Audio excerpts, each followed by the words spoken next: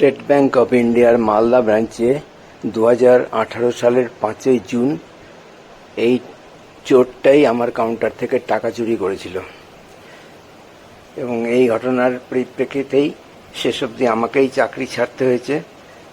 সেটা বলা যায় যে চাকরি ছাড়তে বাধ্য করেছে, প্রাণের বাঁচতে আমি চাকরি ছেড়েছি, না হলে আমার জীবন সংসার হয়ে উঠেছিল। আপনি এবারে আমাকে স্পেশালি দেখে বলছেন কি আপনার ক্ষতি হয়ে যাবে, আপনার ক্ষতি আমি করে দেবো, বাঁচতে চান তাহলে। আমি আপনাকে বলবো যে আমি আপনার ক্ষতি করে দেবো, এই কথাটা হতেই পারে না। শুধু না, এই কথাটা মানে ন্যূনতম কল্পনার চেয়েও বাইরে। আপনার যে কথা থেকে মাথায় ঢুকলো যে আমাকে যা ইচ্ছা বলে দেবেন, এই কথাটা যা অপমানজনক, আর ওই যে আপনি ইচ্ছা করে করেছেন, এগুলো কথা এত অপমানজনক কল্পনা করতে পারি না। আমার এই বয়স অবধি আমি এর আগের 2017 সাল থেকে আমি এরকম দুর্ব্যবহার পাচ্ছি টানা। তার আগে দুবার অ্যাটাক হয়েছে আমার উপর, কিন্তু সে লিখিত সব কিছু, এবং সেটাই নিয়ম।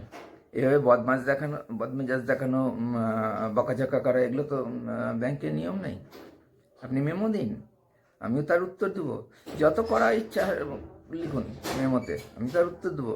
কই একবারও তো দিলেন না কোনো লেখালেখিতে, কেন গেলেন না? কারণ প্রমাণ রেখে আপনি করতে চাইলেন না, কারণ মিথ্যাচার প্রমাণ রেখে করতে গেলে আপনার বিপদ হতো। আপনি যে বলছেন বিপদ হতো, মিথ্যাচার প্রমাণ লিখে লিখিত গেলে বিপদ হতো। বিপদ তো আপনারই হওয়ার কথা। আপনি সিসিটিভি ফুটেজ এর ঘটনা চেপে গেলেন, একদম ধামাচাপা দিয়ে দিলেন। কিসের স্বার্থে? চোরটাকে ছেড়ে দিলেন, মুক্তি দিলেন কিসের স্বার্থে? কি আপনার বেনিফিট ছিল?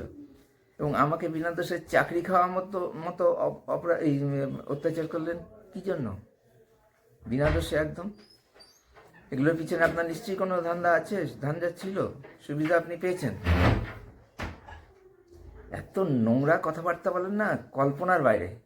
এতদিন ধরে কাজ 34 বছরের অন্য কোনো অফিসার তো আমার সঙ্গে এরকম করেনি।